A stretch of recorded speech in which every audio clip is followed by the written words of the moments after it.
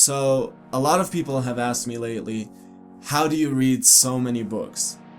And the answer isn't in what Brittany does. So, basically what Brittany does is this. She watched a YouTube video once, and she was told that she could read any book in 2 minutes. So, all she has to do for this is get the book, and then look at the cover, and then look inside the table of contents, read that, and she's read the book. And she did this with The 7 Habits of Highly Effective People by Stephen Covey, and now she tells everyone that she's read the book. But the problem with this is that nothing that Brittany read resonated with her. So if you read, let's say, habit number 4, think win-win, that doesn't really mean anything to you until you hear about a person in business who used that to grow his business into something great. And I'm not saying who should we pick now? Bill. Do what Bill does. So what Bill does is he has to read every single word in the book. Every single word. And if he misses something, then he thinks he hasn't read the book. If he misses the part where, like the author dedicates the book to his wife or something, he thinks that he hasn't read the book. So I'm not saying that, but what I'm talking about is you have to know the stories behind the principles for them to really resonate with you. So here's one of the greatest changes that I have made in my life. And usually all the changes that I make are really strategic. They come from strategy, but this is sort of tactics, like a really pragmatic tip for what you can do. So basically I looked at my life and I realized, well, I always have, every day I have an hour of mundane stuff.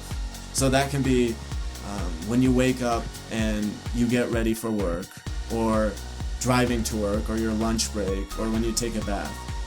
And basically I realized there was an opportunity for me to use that time to develop myself. So here's how it would work with some of my friends. So a lot of my friends drive 30 minutes to work and 30 minutes back. So what you can do is pick a book, and let's again pick The 7 Habits of Highly Effective People by Stephen Covey, and that will be a book that's about 10 hours, let's say. So what you do is you put it at 2x the speed, which is pretty much double the tempo. So that gives you 5 hours of listening time. And I've listened to so many books like that, it's not too fast. So you listen to that, and the total listening time is 5 hours. So what that person can do is listen to it on the way to work and on the way back, and he's listened to an hour in 1 day. So in 5 days, he will have finished the entire book. And there's always that one person that's going to be, well, I don't have a 30-minute drive. Neither do I, but look at your daily activities where you do the mundane things and use those. So I do it when I take a bath and when I eat lunch and that sort of thing. And this is really, really powerful. You can read books in 3 to 5 days. And instead of being on your way to work and thinking about how your boss is going to be an asshole yet again, you can be doing that. So the two issues that I come across with this, and this is only 10% of the people, or I'd say even less, that do this, are the following. The first one is, I always have one person tell me, that's too much. Why are you straining yourself, dude? Like, that's way too much.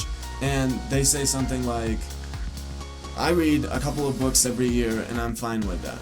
And that's okay, I'm not going to criticize that. But that's what I do when I play tennis, for example. So I play tennis a couple of times a month.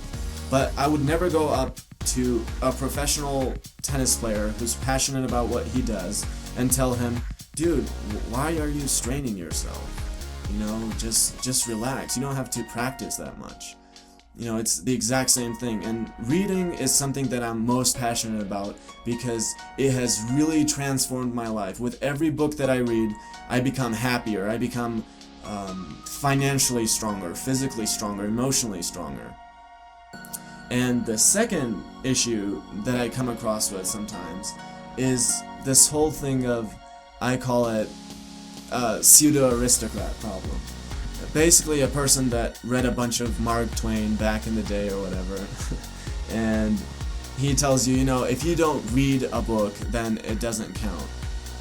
And I have done both. I've read many books and I've listened to many books, and I can tell you there's pretty much no real difference in doing either one.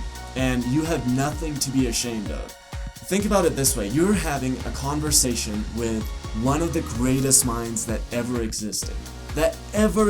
One of the greatest minds. And someone's telling you that's not the right way to do it.